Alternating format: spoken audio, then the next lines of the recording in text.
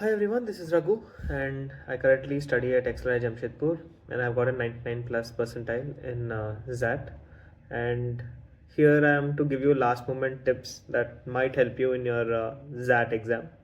The first thing I would like to tell you is, guys, please stop doing any mocks, and the only thing that you can do for your DM section is prepare for the previous year DM sections. Do not look at any other source of material because that is the gold mine. Here you're supposed to understand how professors at XLRI think and nothing else. And secondly, I would say in VARC, most often what happens is we think too much and go to wrong answers, but that is not how it should be.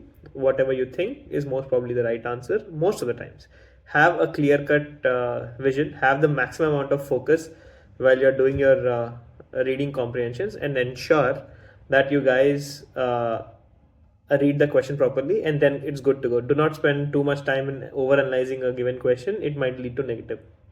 And then, unlike what most people say, XAT doesn't give you that hard questions in quant.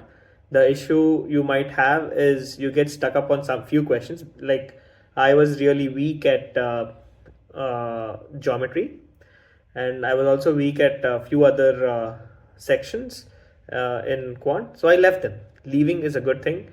If you don't leave and get stuck up on a given question, that might take up your time and then you'll end up with a bad score. So those are my three main things. First thing is DM, don't do anything other than the previous years. Second thing in VRC is don't overthink and see what if this happens, what if that happens. Most probably they want to understand if you can understand the passage correctly. They are not trying to overanalyze and give you tricky questions. It doesn't end up more. It's more probably if you read the passage once thoroughly and read the question properly, you will get the answer.